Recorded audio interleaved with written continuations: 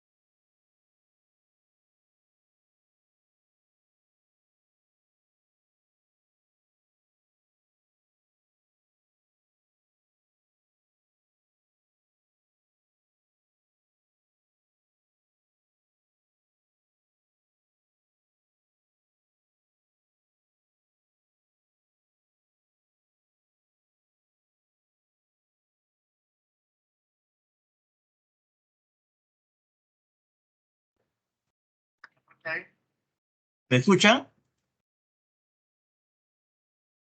Sí, doctor, recién se le escucha.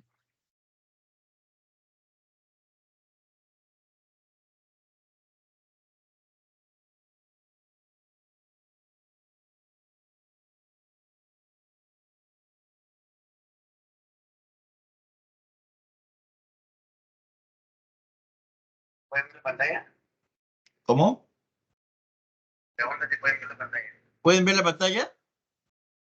Sí, doctor. ¿Podría ponerlo en modo presentación? Sí, sí, en modo presentación. Con la copa, ¿no?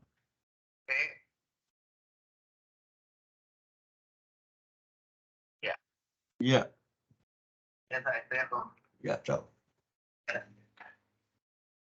Bueno, la clase de hoy día se refiere al catabolismo de las proteínas,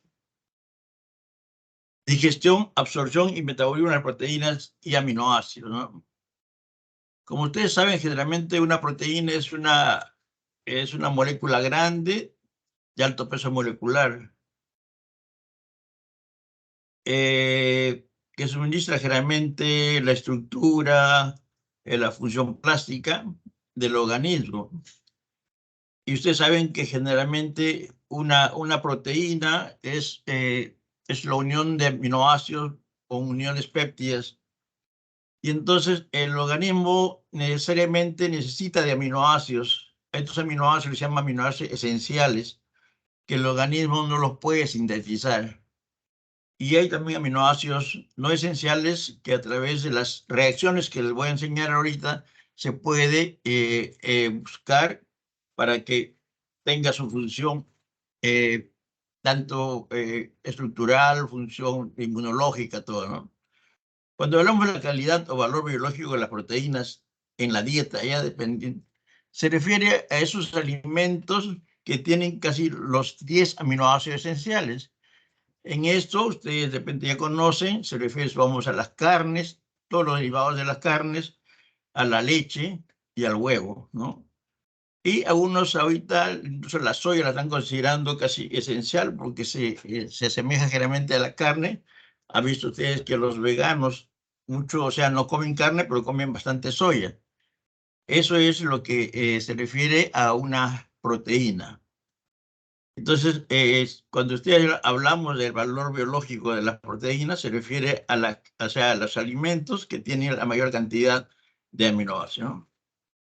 Entonces, cuando nosotros comemos una carne o estos tipos de alimentos, en la saliva generalmente no tenemos ni una enzima proteolítica, a diferencia, digamos, de los carbohidratos que tenemos la amilasa salival, ¿no?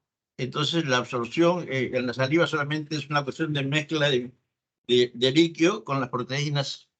Posteriormente pasa al estómago. En el estómago tenemos el pepsinógeno, que es una enzima que se va a activar por el ácido clorhídrico en la cual ha entrado generalmente la proteína en su absorción. Entonces, ¿qué hace la pepsina? La pepsina generalmente va a desdoblar, o sea, va a degradar a esta molécula de proteína, pero no en su totalidad prácticamente, ¿no? Solamente unas moléculas pequeñas. Posteriormente pasa a la segunda porción del duodeno, que viene a ser la parte del jugo pancreático, en la cual se encuentran varias enzimas proteolíticas, como son la tripsina, quimotripsina, que van a desdoblar a todas estas proteínas y lo van a formar hasta la unidad monomérica de la proteína, que vienen a ser los aminoácidos. Es así como generalmente los aminoácidos son absorbidas, ¿no? Eh, Van a atravesar las membranas a través del mecanismo de transporte, tanto activo o secundario, o una difusión facilitada generalmente, ¿no? Ingresan al torrente sanguíneo, por eso se le conoce como el pool de aminoácidos de lo que es la digestión exógena, ¿no? Entonces, estos aminoácidos van a ser transformados en nuevas proteínas propias de cada organismo. Eso es lo que pasa generalmente en la digestión de las proteínas, ¿no? Van a formar sustancias inmunológicas, van a formar enzimas, van a formar proteínas propias del organismo. Entonces, ese es un pool generalmente de aminoácidos en la cual nosotros tenemos que, o sea, digerir prácticamente diariamente para poder activar todos estos sistemas, porque el ser humano es un recambio constante de proteínas. Pues hay una digestión exógena y una digestión endógena. La digestión endógena también es, o sea, la salida de las proteínas convertir en nuevos aminoácidos, y los aminoácidos otra vez son formar nuevas proteínas.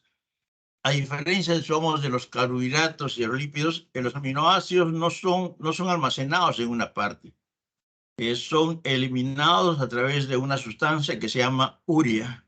Primero o sea, el catabolismo total de un aminoácido endógeno o exógeno es proteína, aminoácido, amoníaco y urea, generalmente, ¿no? Porque el amoníaco es tóxico en el organismo, generalmente. Entonces tenemos que transformarlo en una sustancia que no sea tóxica como la urea, ¿no?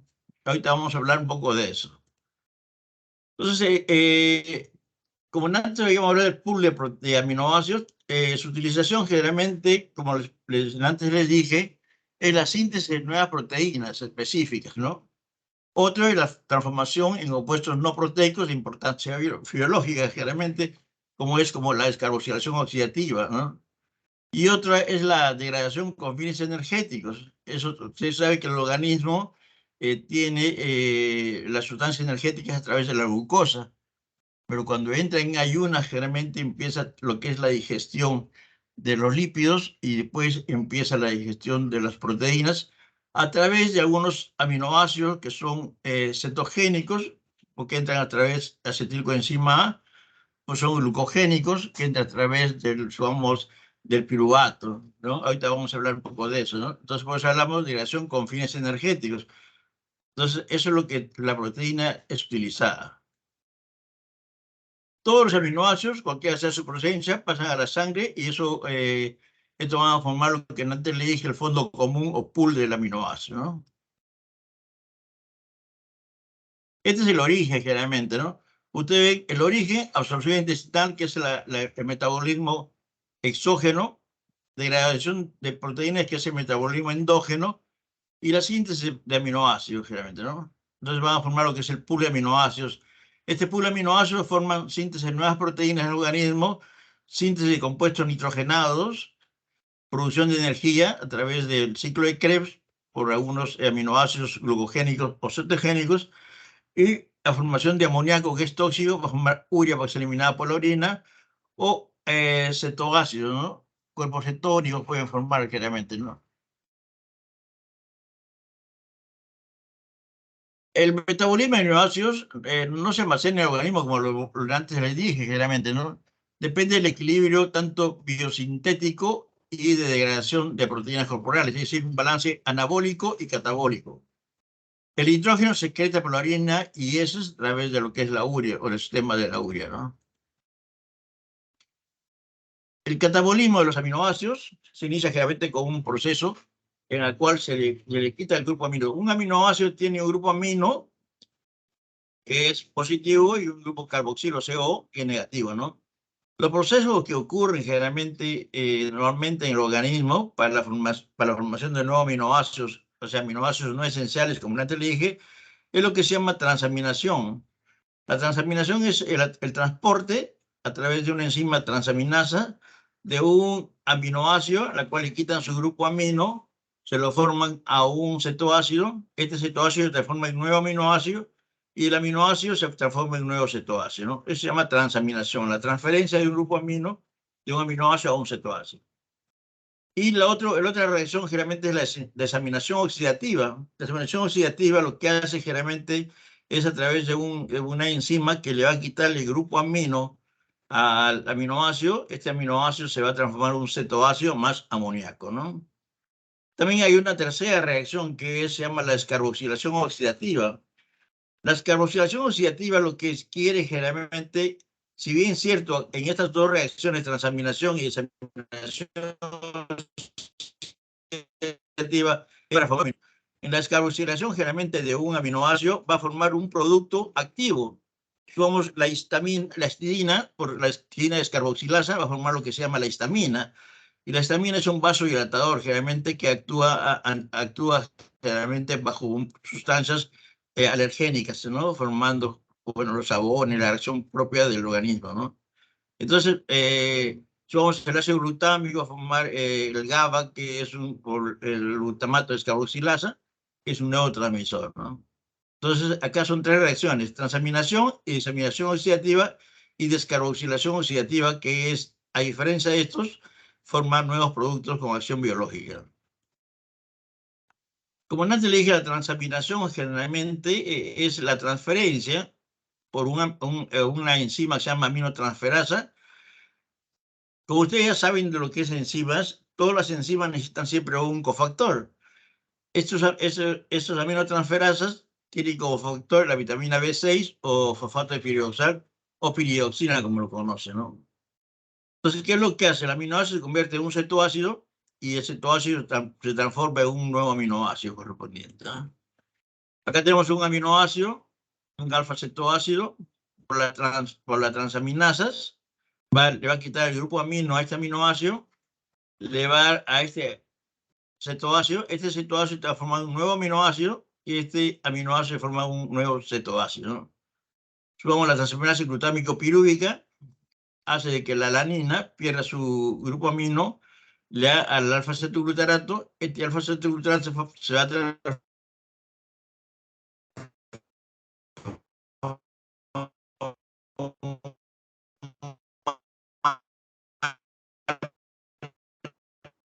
en glutamato. Sí, es eso. Pues una pregunta de examen también, ¿no?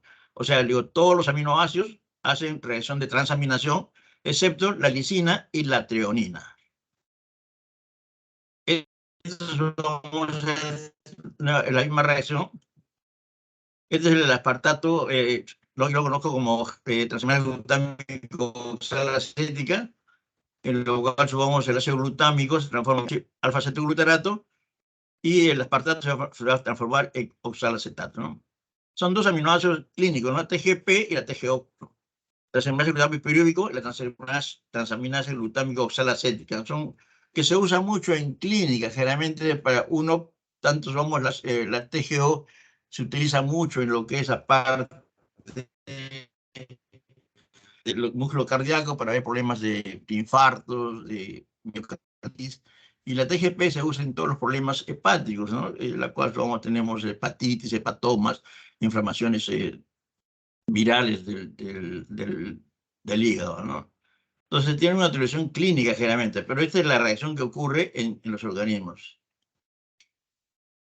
A diferencia de la desaminación oxidativa, antes lo que hace generalmente es un transportador de un grupo amino a un cetoácido. Acá tenemos esta enzima que es la glutamato deshidrogenasa, en la cual utiliza como cofactores al NAT y al NAT como coenzimas, ¿no? En cambio, las transaminasas utilizan al fosfato de piridoxal, ¿no? Entonces se forma alfa-cetoglutarato porque el ácido glutámico, al perder su grupo amino por esta enzima, se va a transformar en un cetoácido y más amoníaco, ¿no? Entonces, el amoníaco es tóxico, como le decía, ¿no? Y va a ser posteriormente transformado en urea.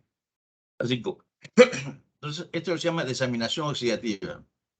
Tanto esta reacción del ácido glutámico para formar alfa-cetoglutarato y para formar amoníaco es reversible, por si acaso, ¿ya? O sea, a ambos lados puede ocurrir. Si nosotros queremos deshacernos del amoníaco, por esta misma enzima, la glutamato deshidrogenasa con el NAT y el NAT-fosfato, van a activar esta enzima y van a formar ácido glutámico. O sea, es reversible esta reacción de desaminación oxidativa.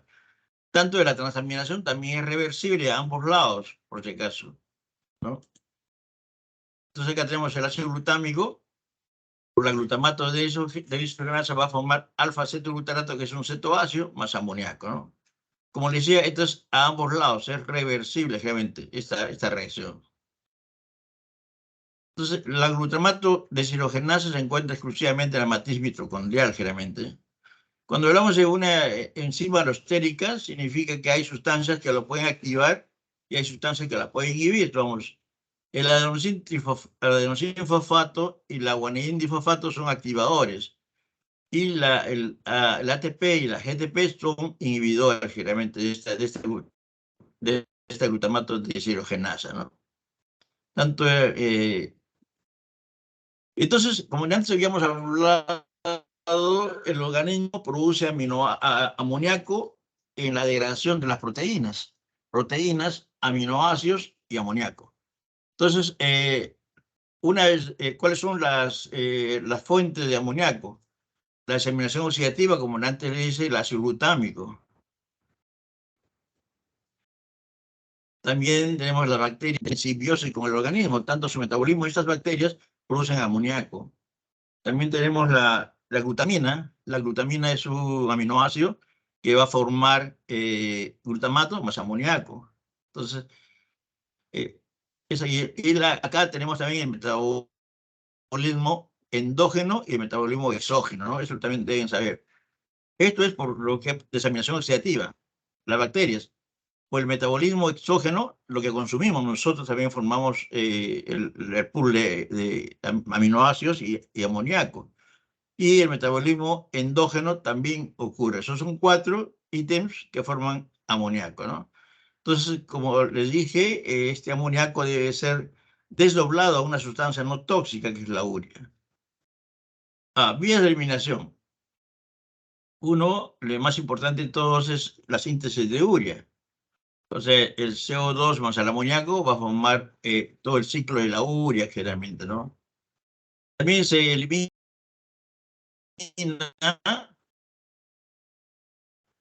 el amoníaco por la formación de glutamina. Como le dije, la glutamina, por la glutaminasa, va a formar amoníaco más glutamato. Al revés, cuando el glutamato más amoníaco va a formar glutamina, pero ya no usa la glutaminasa, utiliza la glutamina sintetasa, generalmente, ¿no? O sea, la reacción de glutamina por la glutaminasa, amoníaco más ácido glutámico. Pero nosotros acá queremos eliminar ese amoníaco. Entonces lo que hacemos generalmente utiliza otra enzima, generalmente que es la glutamina sintetasa. O sea, el ácido glutámico más amoníaco va a formar glutamina por la glutamina sintetasa, generalmente. Son dos tipos de enzimas. O sea, no es reversible estar hacia amoníaco y ácido glutámico.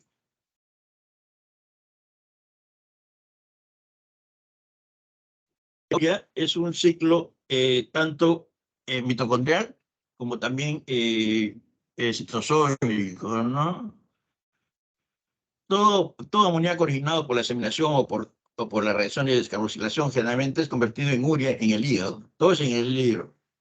El proceso generalmente va a formar 4 enlaces de fosfato por cada molécula de urea. Este ciclo es el ciclo que se encuentra generalmente en el cual tenemos amoníaco, CO2 y aspartato, que es un aminoácido no esencial que también interviene en este ciclo de la urea.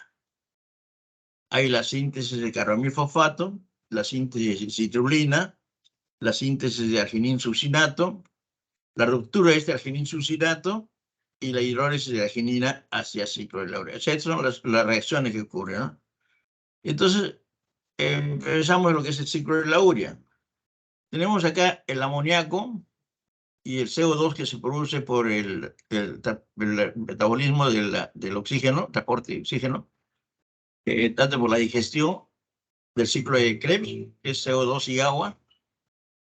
Se unen estos dos productos, se utilizan dos ATPs acá, por la carbamilfosfato va a formar carbamilfosfato. Esta es mitocondrial, por si acaso, ¿eh? Esta es la parte mitocondrial. Entonces, es CO2 más amoníaco más dos moléculas de ATP. Esto va a formar por una enzima que se llama la carbamilfosfato sintetasa. Esto va a formar carbamilfosfato. Este carbamilfosfato va a reaccionar con la ornitina, que es un aminoácido no proteico. Cuando digo no proteico, significa que es un aminoácido, pero que no viene de las proteínas. Esta ornitina, por la ornitina transcarbamilasa, va a formar citrulina, que difunde por la membrana mitocondrial hasta el citosol. Esta citrulina también es un aminoácido no proteico que va a reaccionar con un aminoácido no esencial, que es el aspartato, por la enzima arginin-sucinasa, sintetasa. Va a formar arginin-sucinato. Entonces acá también se utiliza un ATP.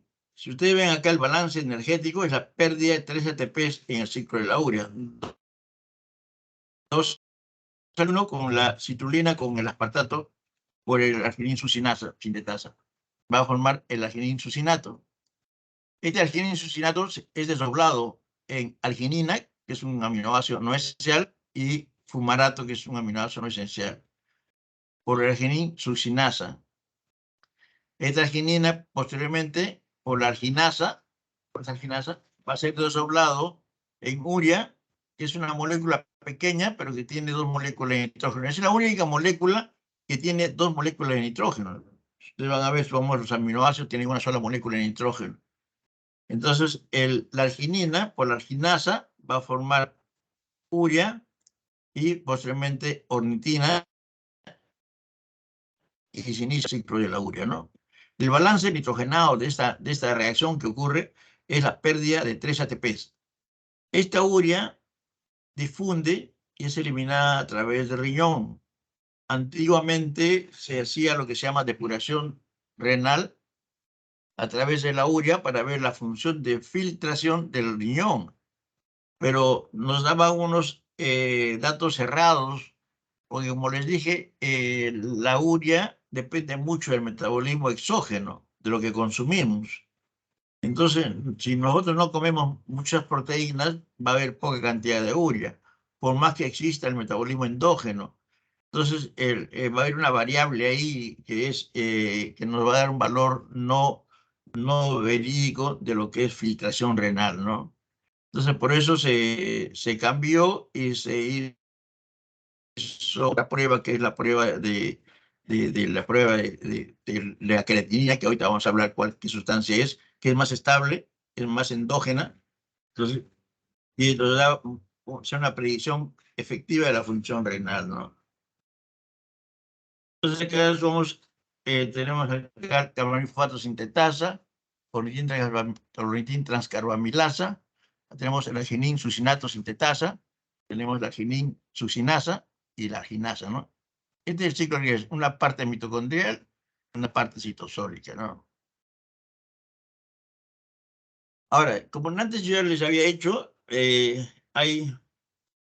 de los aminoácidos, ¿no? O sea, ¿cuál es el destino del carbonato de los aminoácidos? Estos obviamente son cetogénicos porque producen cuerpos cetónicos. Son glucogénicos porque producen intermediarios de la gluconeogénesis, o sea, acetato, fosforato, succínico enzima A o alfa-cetoglutarate, o puede ser mixto generalmente, ¿no? Los mixtos generalmente tenemos a la fenilalanina, a la isoleucina, tenemos a la treonina, triptófano, que son mixtos generalmente, tanto pueden entrar a través del ácido pirúvico o a través de los acetoacetilcoenzima A o acetilcoenzima A, ¿no? Entonces acá ustedes van a ver cómo los aminoácidos también intervienen en el ciclo de Krebs, ¿no? Porque tomamos la leucina y la lisina son los únicos aminoácidos heterogénicos puros, ¿no? Esto va a entrar tanto como acetilcoenzima A como acetilcoenzima A, que ingresa al ciclo de Krebs, va a formar todo el ciclo de Krebs, lo que es ATPs, lo que son los FAT, NAT y guanidín monofosfato, que son generalmente, no, o sea, no son ATPs, no son equivalentes de ATPs, generalmente, como ustedes ya han leído, han estudiado lo que es el ciclo de Krebs, ¿no? Entonces, acá tenemos, somos el glutamato, también entra al ciclo de Krebs. Entonces, lo importante es que usted conozca es que hay aminoácidos mixtos, como es la fenilalanina, la isoleucina, la treonina, triptófano, obviamente.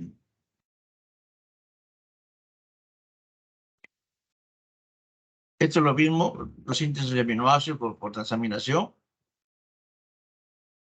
Entonces, como alguna pregunta acá hasta el ciclo de Krebs, alguna inquietud generalmente.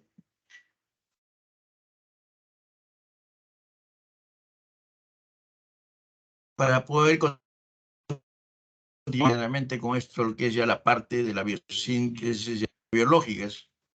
¿Eso qué quiere decir? Antes yo les dije que había tres tipos de reacciones, ¿no? Uno es la transaminación a través de las transaminasas, en la cual un aminoácido es transportado a su grupo amino hacia un cetoácido para formar un nuevo aminoácido, un nuevo cetoácido. La otra es la desaminación oxidativa a través del glutamato de que le va a quitar el grupo amino al ácido glutámico, supongamos. Este ácido glutámico se va a transformar en alfa-cetoglutarato más amoníaco, ¿no? Pero ese intercambio que les acabo de explicar es para formar nuevos aminoácidos o nuevas vías metabólicas para entrar. Pero es carboxilación oxidativa lo que hace es quitarle el grupo carboxilo para formar sustancias de importancia biológica, o sea, funcional de importancia biológica. Supongamos las aminas de importancia biológica, el GABA, que es el ácido gamma aminobutírico, las catecolaminas, las hormonas tiroideas, la melatonina, la serotonina y la creatina, ¿no? Bueno, como dije, por la histidina descarboxilasa, esta histidina, que es un aminoácido, va a transformarse en histamina. Entonces, la histidina va a formar, entonces esa histamina son vasoactivos generalmente, almacenados en los mastocitos. ¿Cuál es su función generalmente, no? Su función generalmente es vasodilatadora, generalmente. Por eso que ustedes alguna vez si han comido alguna sustancia que no es muy propio al organismo, sino un antibiótico que el organismo lo rechaza, la persona generalmente se pone rubicunda, generalmente, ¿no? ¿Por qué? Porque o sea, las histaminas van a ser vasodilatadoras, generalmente. Entonces, algunos rojos, algunos se forman algunos sabones, como llaman unas ronchas en el organismo, y también puede ser estas sustancias lo que quieren es salvar la vida, porque esas reacciones pueden producir una reacción tanto en la glotis que puede impedir la respiración y morirse generalmente, ¿no? Bueno, un tiempo había lo que se llama la penicilina, entonces más conocida como megacilina, que ha producido muchas muertes generalmente por reacciones eh, bruscas generalmente, ¿no? Sin saber que la paciente era alérgico a ese antibiótico. Y actualmente ya no se usa mucho por esos problemas mortales que ha ocurrido con este antibiótico, ¿no? Entonces su reacción generalmente vasodilatadora hace una constricción de los bronquios, estimula la producción de ácido clorhídrico, estimula la pepsina en el estómago para degradación de las proteínas y se degrada muy rápidamente, ¿no? Tenemos ahora el GABA, que es el ácido gamma aminobutírico. Es por descarboxilación, glutamato descarboxilasa. Este es el ácido glutámico. Por la glutamato de descarboxilasa va a formar el GABA, que es el gamma aminobutirato. Es un compuesto vasoactivo, inhibidor o depresor de la transmisión del impulso nervioso, ¿no? Para eso generalmente es el GABA. Es estimulación química, un intermediario químico regulador de la actividad neuronal, generalmente. No acuérdense mucho, viene del glutamato. Por la glutamato descarboxilasa va a formar el GABA, que es el gamma aminobutírico, ¿no? Y ahí siguen las catecolaminas. Bueno, ustedes de repente, no sé si habrán escuchado mucho lo que es la adrenalina o la epinefrina, generalmente, no han conocido esto. Esto generalmente, acá es muy importante, generalmente, porque la tirosina es un aminoácido no esencial. ¿De dónde viene la tirosina? La tirosina proviene de un aminoácido esencial que es la fenilalanina. Por la fenilalanina hidroxilasa se va a transformar la fenilalanina en tirosina. Entonces, acuérdense mucho que la tirosina proviene de un aminoácido esencial que es la fenilalanina. Esta fenilalanina forma tirosina y esta tirosina posteriormente va a formar todo lo que son las dopaminas.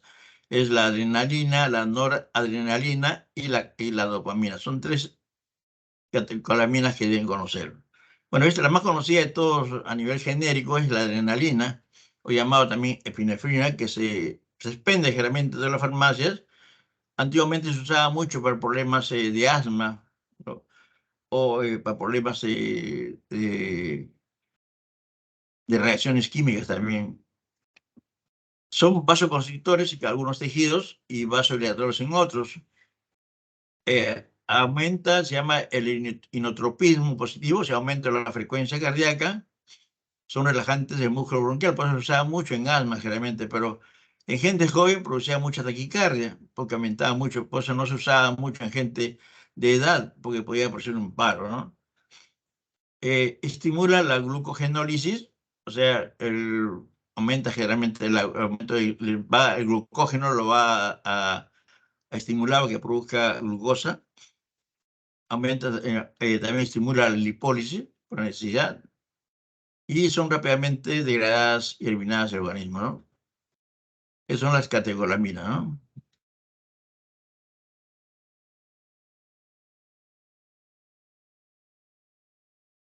Las hormonas tiroideas. Las hormonas tiroideas generalmente son triotironina o tirosina y tetaidotironina, la T4, ¿no? Son a partir de la tirosina. También la tirosina forma catecolaminas, también forma estas hormonas tiroideas. Generalmente tenemos, bueno, estas son alteraciones metabólicas, no es muy importante ahorita para ustedes, que son el albinismo, supongamos, es la formación de la producción de melanina, que es diferente. Y la fenilcetonuria es por esta fenilalanina hidroxilasa que antes le dije, no está activa, entonces esta fenilalanina se va a aparecer a través de la orina, pues se llama fenilcetonuria. Y el albinismo es por la melanina, es diferente de melatonina, no se confunda, por favor. Melanina es que da el coloración a la piel y la melatonina es para otro tipo de reacciones. Acá está la melatonina. Esto generalmente viene del catabolismo del triptófano, la triptófano descarboxilasa. Esta acá, generalmente, la melatonina es una hormona derivada de la glándula pineal. Entonces, ¿cuál es su acción de esto? Su acción de melatonina generalmente es estimulante de la de la CTH, de la paratormona, de ahí forma generalmente, es el estímulo que va a vigilar el día y la noche. Esa es su acción de la melatonina. A diferencia de melanina, que es la que da la coloración de la piel. Entonces, la melatonina proviene del triptófano y la melanina proviene de la serotonina, de la tirosina.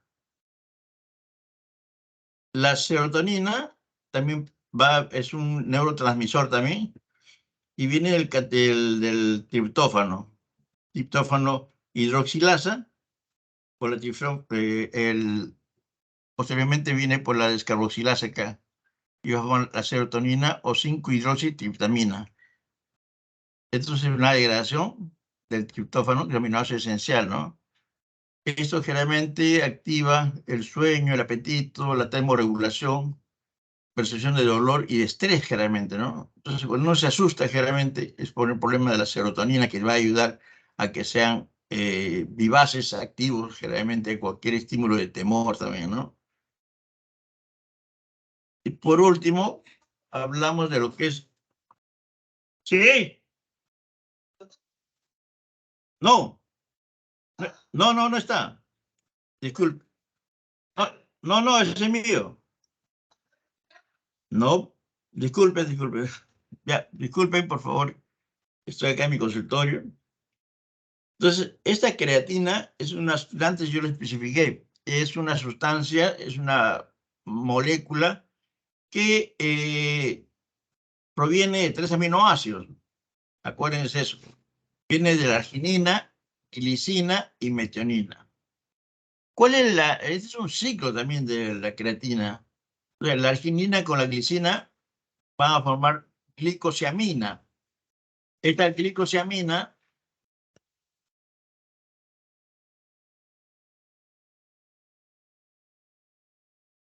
esta glicosiamina va a reaccionar con la metionina para formar creatina. Entonces, ¿cómo se almacena la creatina? Entonces, la creatina se almacena en el músculo bajo la forma de fosfocreatina. Entonces, ¿por qué en el músculo? Que nosotros tenemos a veces actividades de ejercicios de fuerza, generalmente a nivel de los músculos, y necesariamente necesita de energía. Entonces, esta fosfocreatina que es almacenada en el músculo va a ceder el grupo fosfórico para formar, vamos a ir, ADP, entonces va a formar ATPs, ¿no? Adenosín difosfato, o este fósforo va a formar ATPs y va a dar energía generalmente al músculo. Y posteriormente se va a formar como creatinina, entonces se elimina como creatinina.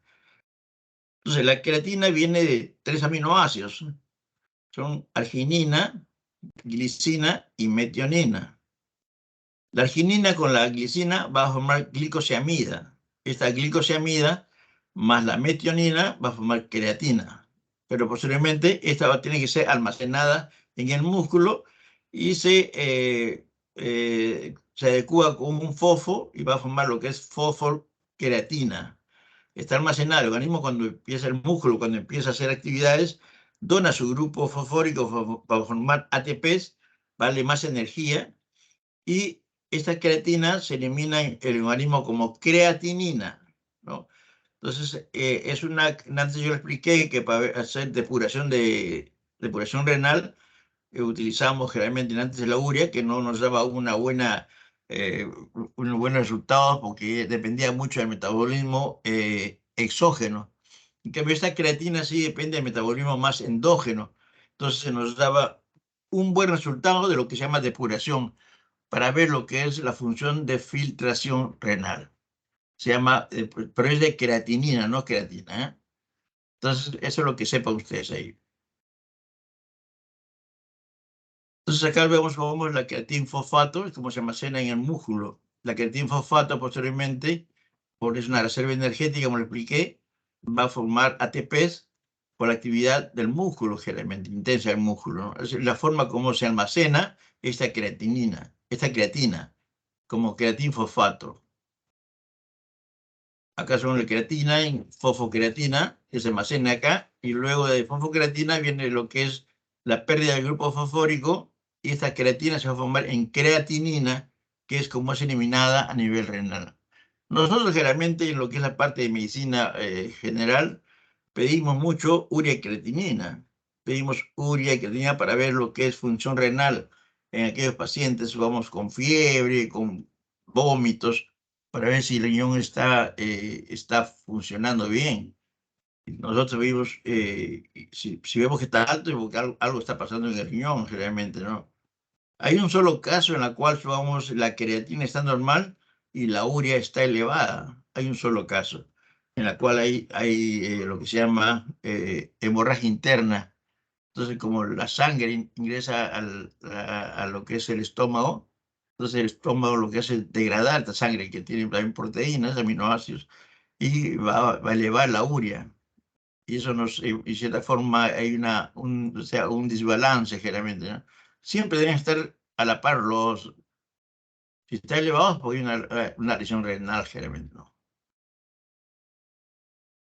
¿Alguna pregunta de acá? ¿Alumnos?